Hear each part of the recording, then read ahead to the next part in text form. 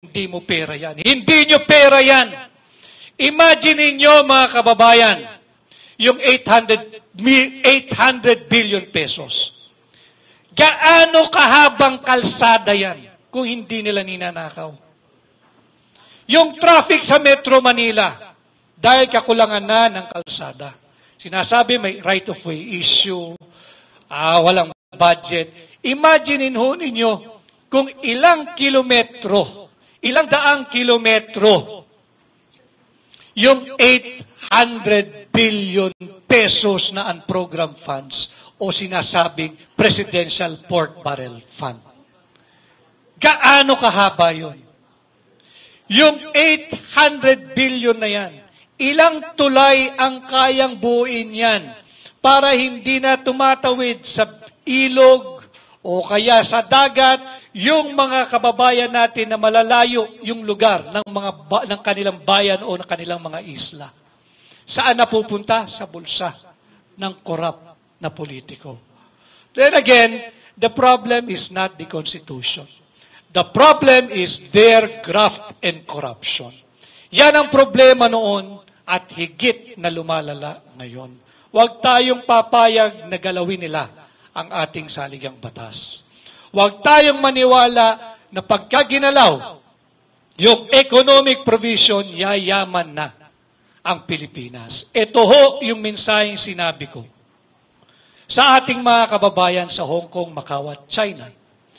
Kahit sinong mga kampanya for charter change at sasabihin, economic provisions lang ang gagawin para yumaman na ang Pilipinas. Yung mga kababayan nating OFW ron, ito hamon ko sa kanila. Kapag kami nagpunta ditong politiko, when I was in Hong Kong, at yan ang linya, tanungin ninyo, halimbawa magpauto kami sa iyo, congressman, or senator, or kung ano man, at sabihin namin, sige, charter change kami, economic provision lang, para yayaman ang Pilipinas. Tanungin nyo kung sino mga kampanya dyan, kahit dito sa Pilipinas. Pag pinagbigyan namin yung hilig nyo, yung kapritsyo nyo, in 5 years, uuwi na ba yung mga kababayan nating OFW sa Hong Kong? Dahil pwede na silang bumalik dito, manatili rito, at hindi na sila magiging OFW. Pag kaya nilang sagutin yan, nang nakatingin sa inyong mata, at sasabing, oo, in 5 years, pabalikin mo na yung mga OFW, hindi na kayo kinakailangan mga ibang bayan sapagkat mayaman na ang Pilipinas. Hindi nila kayo sasagutin ng oo. Dahil ito ay isa sa maraming kabalintunaang ikinakalat ng kasalukuyang administrasyon. And I'm here, hakbang na maisog, I've helped this administration come to life. Alam ninyo yan. I've worked so hard, I've devoted much of my many good years of my life to bring this administration to where it is now. Kaya ako nagsasalita dahil nahihiya ako sa mga kagaya ninyo na nakaharap ko at naniwala na mayroong pagbabago pag nanalo si Bongbong Marcos. Yan ang masakit na katotohanan na araw-araw ng buhay ko kinakailangan kong harapin. Pero hindi ako nahihiya dahil pinilit ko. All the time that I was there, I fought for you. Pinaglaban ko yung vision na gusto natin. Kaya lang, mag-isa lang ako eh. Sabi ko nga doon sa interview ni Maharlika sa akin, nakita ko sila eh. Ang dami nila, counterflow lahat. Ang dami nila, ang dami-dami nila. Hindi nila mahal ang Pilipino.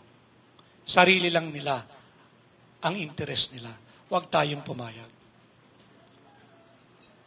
Yung corruption, yung transparency, yung accountability, yung investigation sa Senado.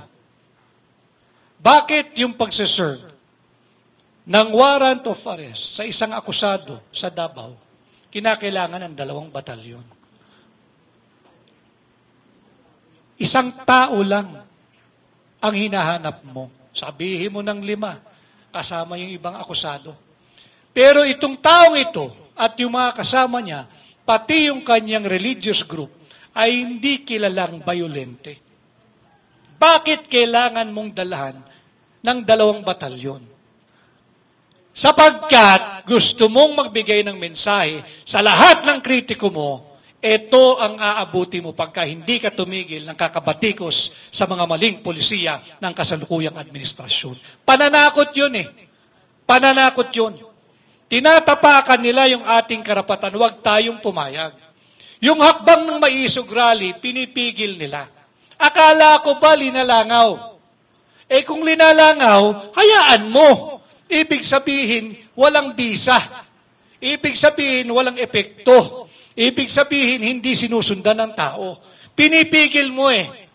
Ibig sabihin, alam mo na ang tao dahan-dahan ay namumulat at ang Pilipino ay mulat na. Hindi na magpapabudol muli. Yan din ho ang ating mensahe sa inyo.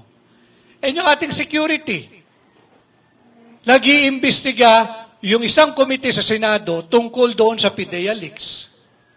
At yung sinasabi nilang biggest drug haul in the history of Philippine drug enforcement.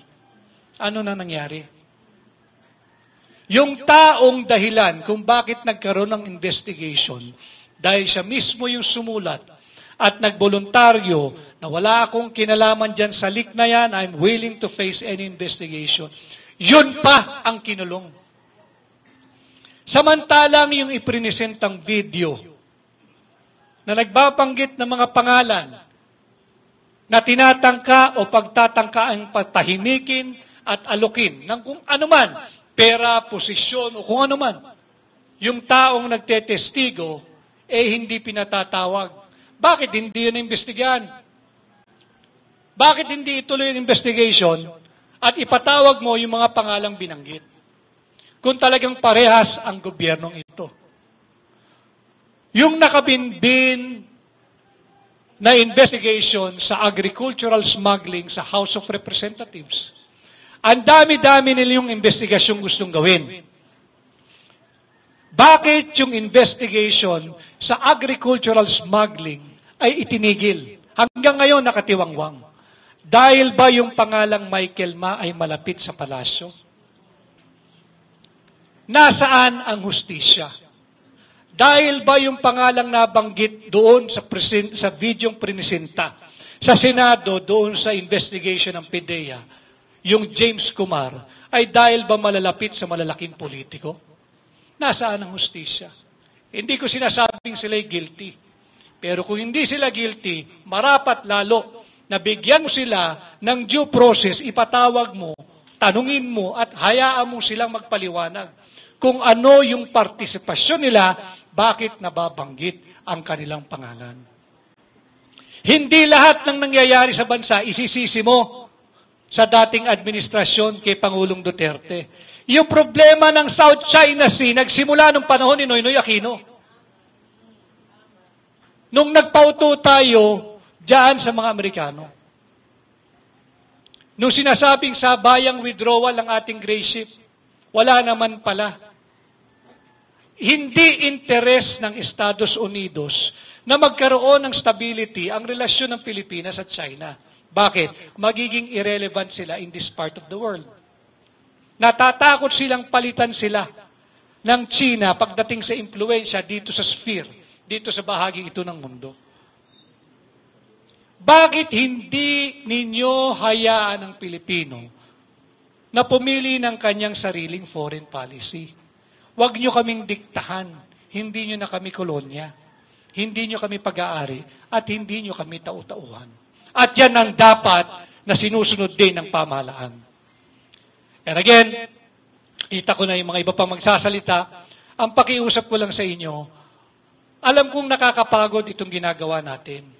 Kaya lang, walang magmamalasakit sa Pilipino, kundi tayo na nagsasabi, magkakasama, nagmamalasakit sa isa't isa. Yung mga kababayan natin sa ibang bansa na nakaharap ko, China, Macau, Hong Kong, New York, sa USA, at sa Japan, sila ay kaisa natin. Sila'y nalulungkot. They want to participate and be with us physically, personally.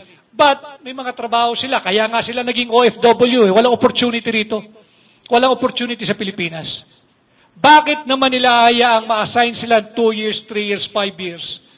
kahiwalay sa kanilang asawa, sa mga anak, kung may pagkakataon ditong kumita ng marangal, kung mayroong opportunity dito magtrabaho, sila ay kaisa natin.